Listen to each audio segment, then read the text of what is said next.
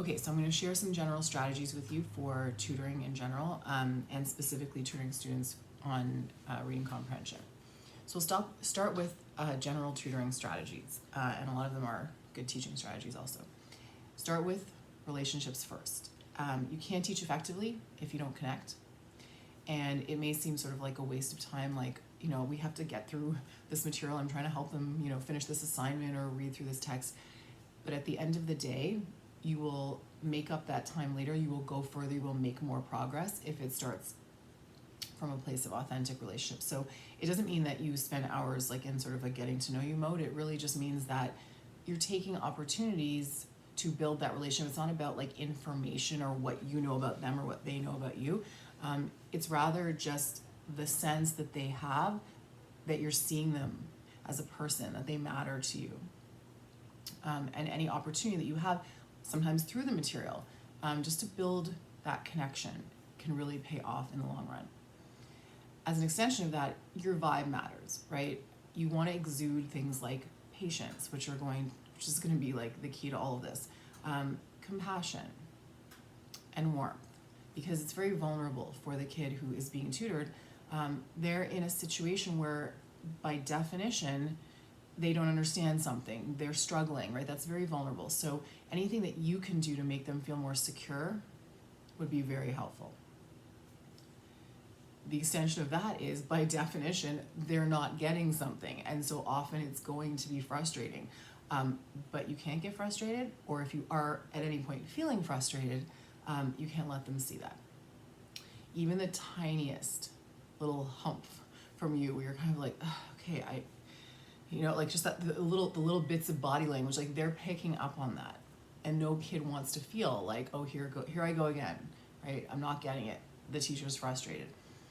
It requires a certain level of superhuman, patience to transcend that moment, but you have to take that little like deep breath inside, but not let it show on the outside. Further to that, be their cheerleader. Positive reinforcement will take you so much further than aggravation, irritation, frustration. You, as much as you can't let them see any of that negative, you have to go out of your way to it doesn't matter how, and this will lead us to the second thing, it doesn't matter how small the thing is, they need to occasionally hear, yes, great, perfect, exactly, whatever those little exclamations are, because they're not used to it, right? In other words, if they're here because they're struggling, most of the time what they've heard is, not quite, try again, right? None of that is very inspiring. So you want to focus on the small victories, because again, it's not like it might be that they're like, the progress is slow. As a result of that, you have to kind of see those as the stepping stones that will help them rise to success, because failure breeds failure and success breeds success. That's just the reality. If this is a kid who has had nothing but struggle and failure through school, they have given up. And the more that they feel that way, the more their brain isn't open to learn, the more that they just keep falling further and further down that spiral. So you got to turn the spiral the other way. In order to celebrate those small successes, you have to approach it in terms of scaffolding, right? Think ladder, not leaps, right?